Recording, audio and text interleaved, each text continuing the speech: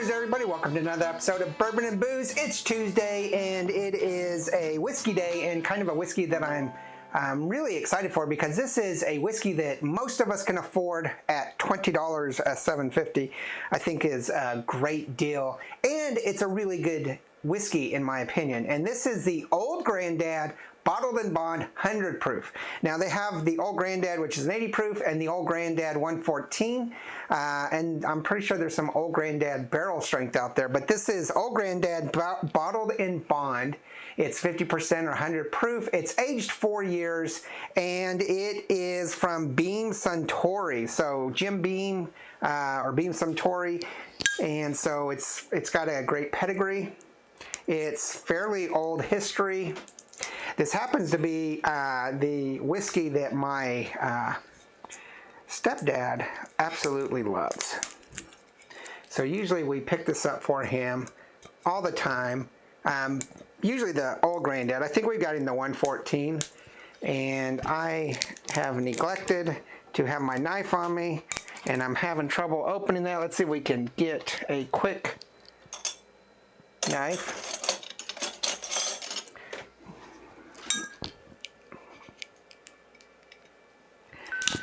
Hate when I can't open these bottles. It's the wax ones that usually give me the problems, and not these. All right, so here we go. It's kind of a cool old-timey bottle.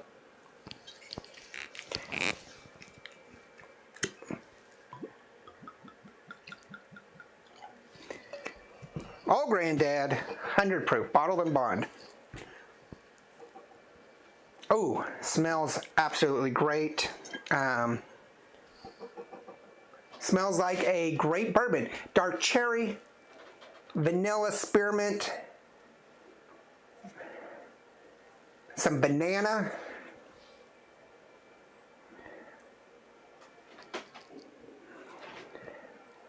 a little bit of vanilla, and some woody char there. Oh, this is absolutely great. That's what I like about some of the more inexpensive bourbons that are from mainstream distillers. So you have the Benchmarks, the Ancient Age, the Old Grandad, the Old Tub, these things that are only about $20 or so, that the Evan Williams 100, these are just so great, inexpensive, perfect day sippers.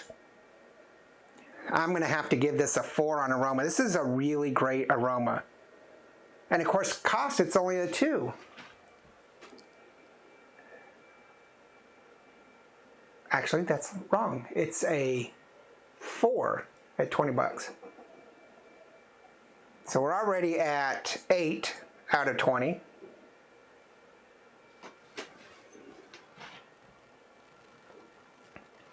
little spicy up front, not alcohol though, peppery, spicy. So it's got a nice bit amount of rye in it. Let's see, I was looking at the mash bill here just a minute ago. It is 63% corn, 27% rye, and 10% malted barley. So it does have a high content of rye, so it's given that spiciness. Little fungal on it, kind of like a mushroomy earthiness to it. A little bit of sweetness. You're definitely getting that rye and that vanilla. Not getting much spearmint or mint on the palate as you are on the nose.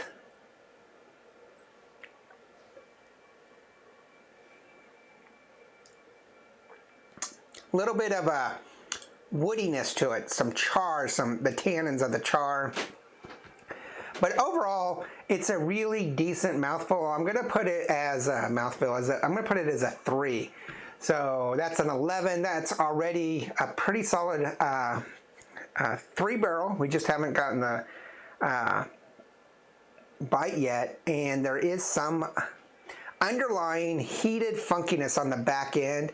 So I'm going to say that the bite is going to be a 3.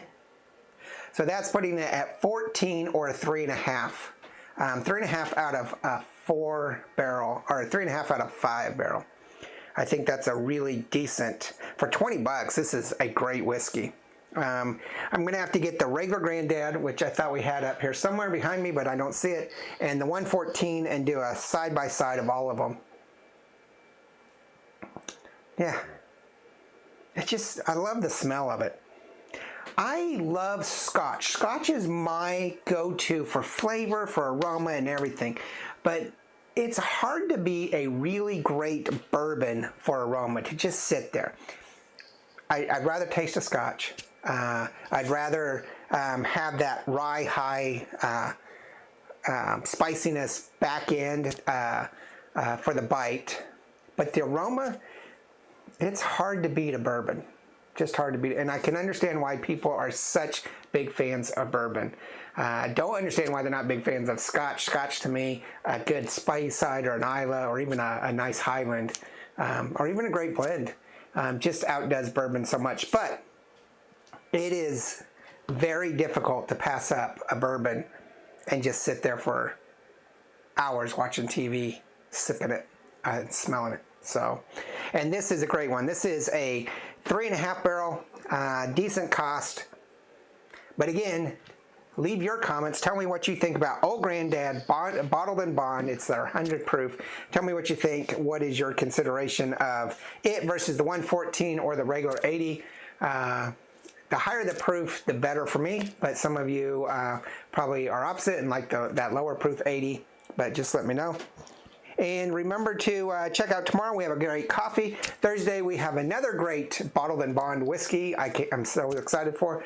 Friday is a cocktail with Cody. And last time I talked to him, he was trying to Frankenstein something up. I don't think we're doing a mainstream. I think he's Frankensteining. That's where he shines and does better. He's a great mixologist overall, but when he decides to create, it's so much better.